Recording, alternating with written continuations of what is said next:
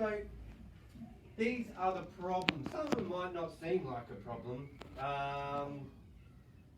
Okay.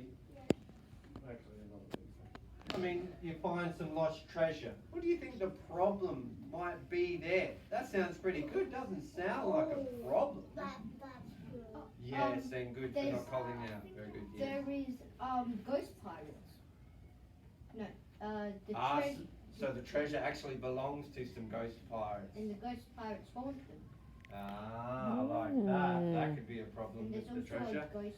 Rider. The people who buried the treasure, they had a tracker on the treasure, Oh. and they found the people who Abby. stole the treasure. Abby. Which is you. And brought them Did you hear that? That's very creative. Yeah, they had a tracker inside the treasure and followed you.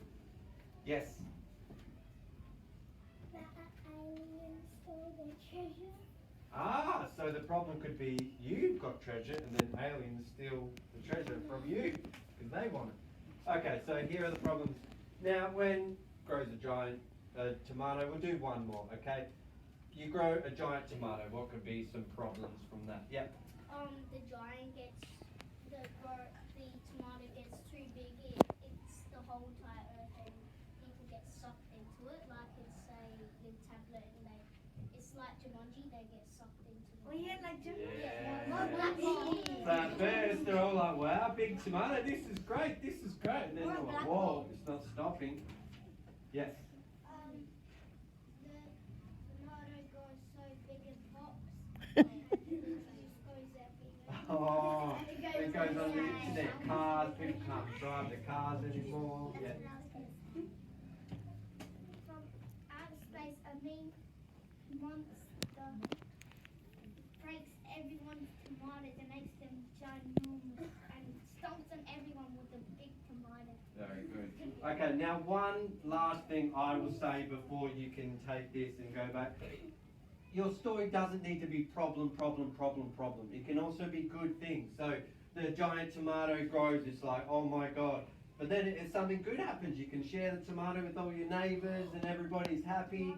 And then, yeah, the tomato keeps growing larger and everyone's scared. And then something good happens. So remember to include some really good things because that's what keeps the reader engaged as well. They're like, wow, great.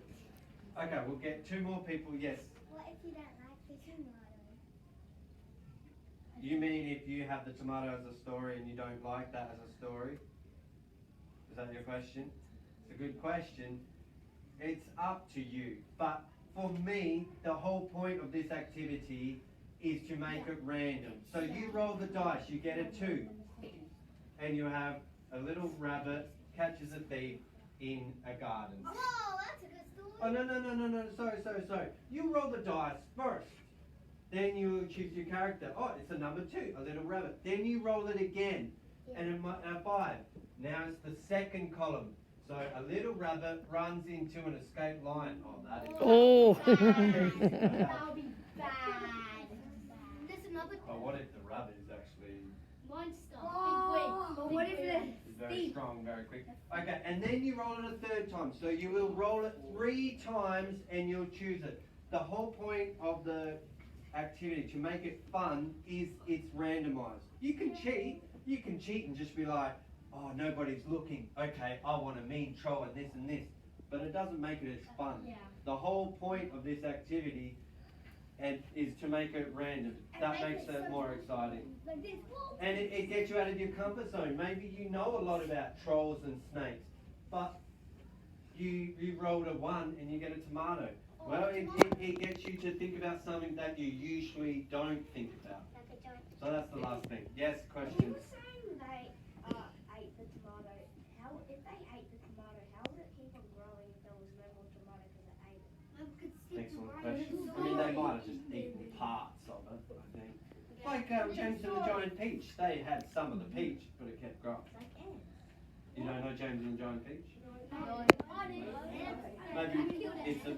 It's a Roald Dahl. Nope. Okay, that's... We might read that next. We might read that next. Yeah, it's a Roald Dahl. It's a great... Oh, there we go. Look at Nellie. She's got it right there.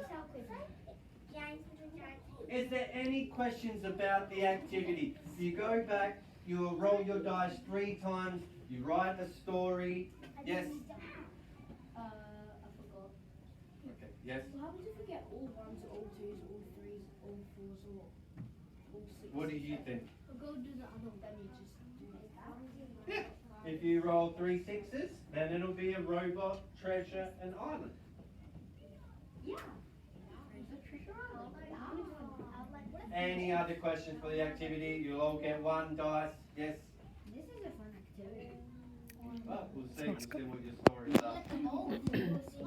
Yes, Ruby. Do you know how at the top it says pair, an individual activity? Can we work in a pair? Ah, very good question. I don't see pair. Where does it say pair? All I see is individual activity. Move down? No, move the thing. Move the screen down? I can't. It's stuck to the No, wall. the pencil down. Yeah, see, it's gonna be my plan. And I also got another one. Can I go toilet? Yes, Toilet. go to the I'm going toilet next time. What do you think, Miss Featherby? Absolutely. Yeah? Okay, if you want to work in a pair, that's fine. But if I walk around and I see you not working on the activity and writing, I'll put a timer up at the start for 3 minutes, and by the end of 3 minutes, you should have written 1 sentence. I'll put a bigger timer on after that. But you shouldn't be just in a pair. You should have started writing after 3 minutes. Okay? And Mr. Benici, are they able to collect one of the story graphs from the student agency wall if they would like some additional support for planning? Oh yes. That'd be okay? There's a story graph there as well. Yep. Story graph. Yes. If you would like a story graph, you can grab a story graph from the back. All right. Are you ready? Yeah. Well, find your partner first, and then come here.